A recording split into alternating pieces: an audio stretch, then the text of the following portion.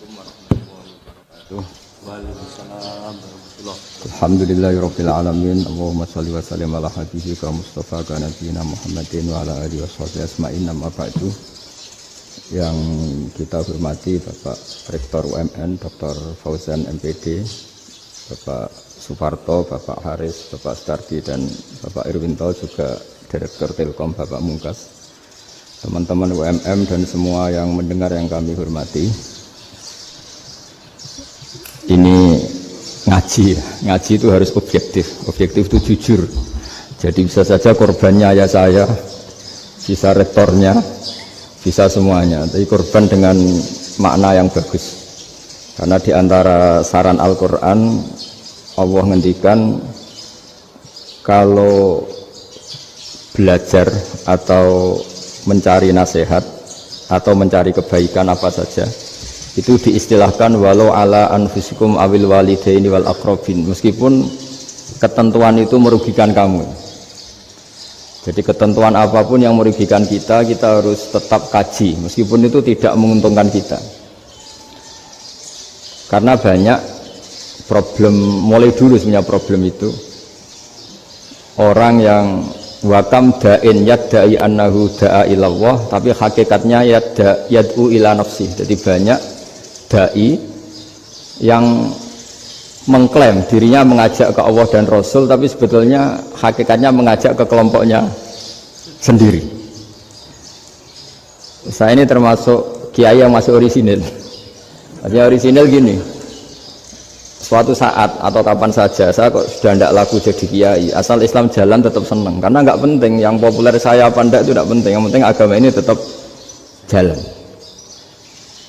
Sama, negara ini harus jalan siapapun presidennya.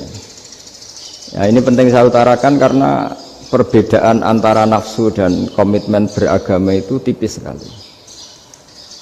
Sehingga dulu pernah ada cerita, ini bukti keadilan Rasulullah SAW. Pernah suatu saat Nabi itu ngaji, yang ngaji seperti ini.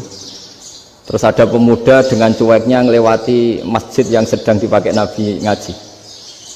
Singkat cerita semuanya ngomel ya, bergumam, celaka betul pemuda itu, ada Nabi ngaji kok tidak ikut ya. Tapi Nabi secara besar hati ngendikan, ini ada di beberapa kitab di Fadhailul Kasbi, keutamaan kerja.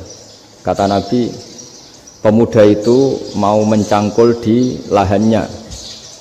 Jika dia mencari nafkah untuk keluarganya, untuk kebaikannya, maka itu bagian dari ajaranku. Jadi Nabi berbesar hati bahwa kerja seperti itu bagian dari ajarannya. Jadi tidak harus datang ke majelis ngaji. Dan bisa saja yang sedang hadir itu ya orang yang hindari istrinya minta belanja, dari ngaji terus benar dituntut belanja kan gitu. Mungkin anak-anak UMM yang kesini daripada tengok-tengok yang Malang bosan jalan-jalan ke Rembang gitu. Nah, jadi nggak mesti benar juga niatnya gitu. Jadi ya sama itu. Jadi kalau di dunia kiai yang masih orisinil itu, nafsu itu benar-benar dilatih. Maka masyhur dalam cerita ada orang perang sama Ali radhiyallahu anhu. Ketika perang ini sangat semangat, tapi ketika orang itu meludahi dan Sayyidina Ali ini tersinggung karena diludahi, Sayyidina Ali langsung angkat tangan, sudah perangnya nggak usah diteruskan, karena saya marah sama kamu sekarang demi nafsu, karena kamu meludahi saya, padahal saya tadi motifnya demi Allah dan Rasul. Jadi sangat tipis bedanya kita emosi karena diri kita dan emosi karena Allah dan Rasul. Sehingga ketika diludahin ini terus beliau mikir, jangan-jangan perang saya karena saya diludahi. Nah, yang hilang dari peradaban modern adalah Allah itu tidak begitu hadir di hati kita. Saya sering cerita di mana-mana, teks hadis itu sebenarnya berbunyi gini, ini hadis sahih.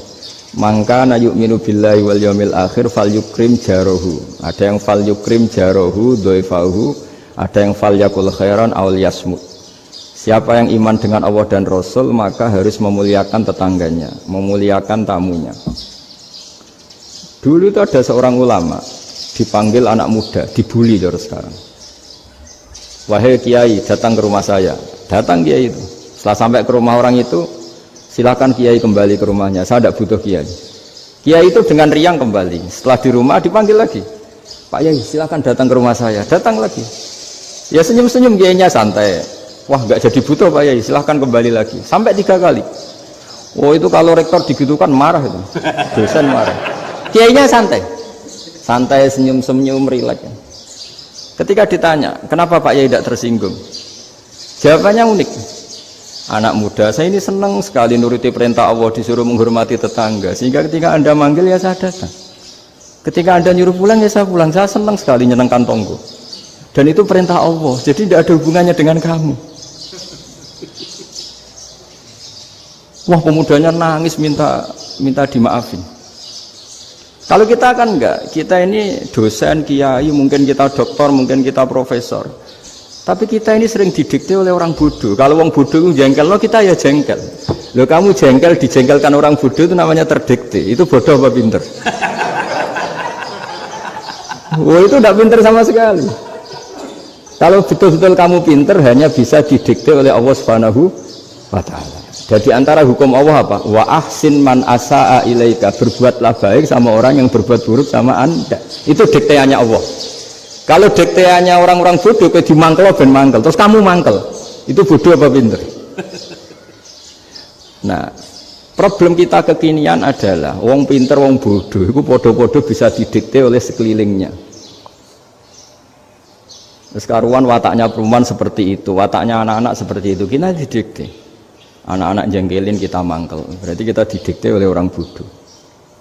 Makanya agama itu unik, kadang ngendikan wa ahsin man asa'a ilaika, kadang wasil man qata'aka, sambunglah orang yang memutus kamu.